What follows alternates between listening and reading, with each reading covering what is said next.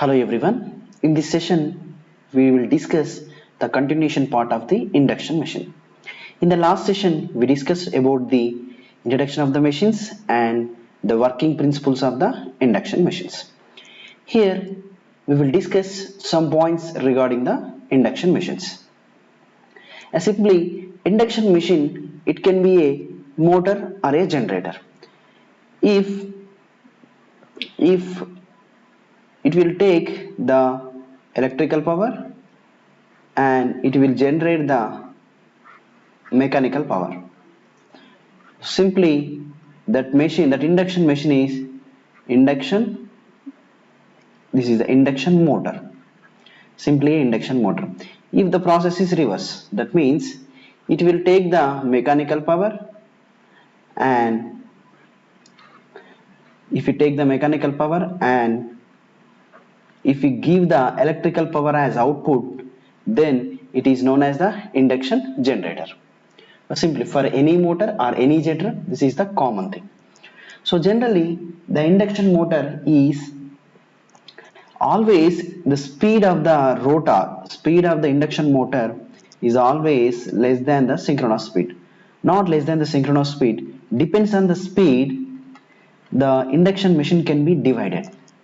Okay, so this induction machine, we can call it as the, another name is the asynchronous machine. What is the meaning of asynchronous machine? The speed of the machine not equal to the synchronous machine. That's why it is called the asynchronous machine. Here, by depends on the speed, we can divide these induction machine. If the speed of the induction machine is less than the synchronous speed, what is the synchronous speed? Synchronous speed is represents with the ns, represents with the ns value is 120 into f by p. Generally ns is the synchronous speed, 120. F means frequency of the supply, this is the f is the supply frequency, and p is the number of poles. Here the p is number of poles. So this is the synchronous speed. If the speed of the induction motor is less than the synchronous speed, then the machine is known as the induction motor. The machine is known as the induction motor. So always in induction motor, the speed is less than the synchronous speed. If the speed of the induction motor is greater than the synchronous speed, then that is called as the induction generator. That is called as the induction generator. General induction generator means it will take the mechanical power, it will generate the electrical power. But in order to work as a induction generator, the speed of that machine must and should be more than the synchronous speed. In third case, if both speeds are equal, for example, if the speed of the induction motor and the synchronous speed equal, so it is neither a generator nor a motor, so it will not act. Neither a generator, neither a induction generator, don't forget induction, nor a motor. It will not act as a induction generator and the induction motor.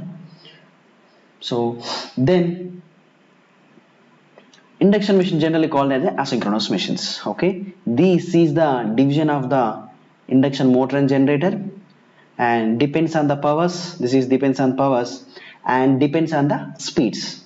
Okay, next, here we already discussed in the previous machine is the transformers. I think all of you have the some idea on the transformers. Otherwise, no problem at all. We will compare with the transformer characteristics with the induction motor. Transformers and induction motor both are some similar characteristics, both are same machines. There is some differences there. Just we understand the difference. Here in transformer, first point, No rotating parts, so it is called a static device. Simply, transformer is simply, what is the arrangement of transformer? Simply, transformer is, we have some winding, primary side, and the secondary side also the mutual induction, secondary side also we have some winding, like that. So this is the V1, it will generate E1, and this is the E2. So for the load it will generate the V2, it will generate the V2. So this is the primary side and the secondary side. So generally it is a static device. Generally transformer doesn't have any rotating parts, that's why it is a static device. Whatever induction machine, it have rotating parts, so it is rotating device, so it is called a rotating device generally.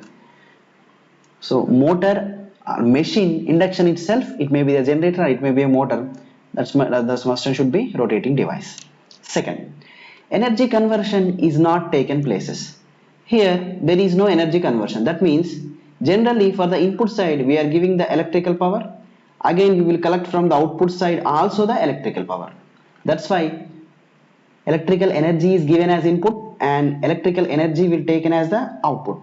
So there is no energy conversion. Energy conversion is not taken place. There is no energy conversion. What about second point here? Energy conversion is taken place. How? Generally in induction motor or induction machine we are giving the, you know that it will take the electrical or mechanical, or otherwise it will give the mechanical power, otherwise you will take the electrical power. That means here power conversion is possible, with that power the energy conversion is also possible. So that's why energy is taken place, here not taken place. Third, it has two windings, primary and secondary. So you know that this is the primary winding and this is the secondary winding. Here excitation is given to the primary winding. So this is excitation or supply is given to the primary winding.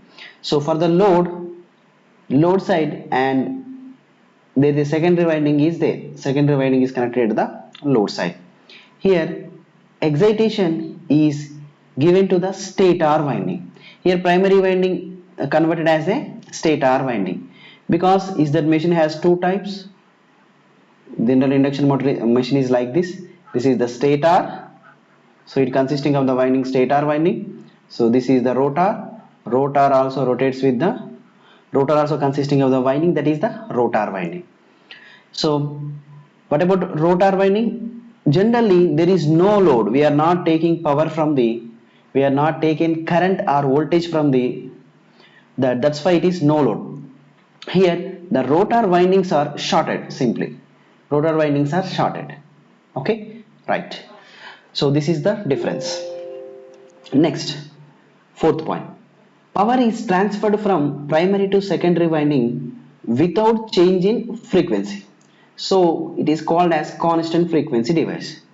So generally, you know the definition of the transformer. Transformer is useful to uh, transfer the power from primary source to secondary source without changing power and frequency. So that's why this is the constant frequency device. What about in induction? Power is transferred from primary to secondary with change in frequency. This is the most important thing. So whenever power transferred from primary to secondary, the frequency will be changed. That's why it is called the variable frequency device. So the induction machine is variable frequency device. Next, magnetic circuit is continuous, only one magnetic material is available. So we have only one magnetic material, that is, so we will use some core is like this, and in that we are using a winding. After that again we will connect a winding like this. So single magnetic core is available. Here magnetic circuit is discontinuous because primary has a one magnetic circuit and secondary has also a one magnetic circuit, that's why discontinuous. It has more than one material, so it is composite magnetic circuit, so that's why this is called the composite magnetic circuit, right? Next, single excited machine. You know that it is the single excited machine. How? So just we are giving supply to the primary side, we will collect. We are giving input only primary side, that's why it is called single excited machine. So in the induction machine also, it is also a single excited machine. Simply we are giving supply to only stator, then it will works. Next, works on the mutual induction. So name itself, it works on the mutual induction. You know the meaning of the mutual induction. So here also it will be works on the mutual induction. Next, this is the phase shifting device. How it is a phase shifting device? Here, if we give V1 to the circuit in the primary side, it will generate the E1 here in the primary EMF. But in case of E2, will be generated, but it is the minus E2, but it is the minus E2. So phase will be shifted, plus V1 will become minus E1, so that's why phase will be shifted. Here also we are giving primary to some V1, and in the stator when it induces EMF, this is for the stator. In case of rotor, there is a induced EMF is E2, induced EMF is E2, that's why this is also the phase shifting device. So these are the similarities, comparison between the transformers and induction motors. So there is a difference between the transformers and induction motor is almost same, but the thing is it consisting of the rotating parts, doesn't consisting of the rotating parts. Here the flux is stationary flux, AC flux, but here flux is rotating flux. That is the major difference. Okay, I hope all of you understand this session. Thank you.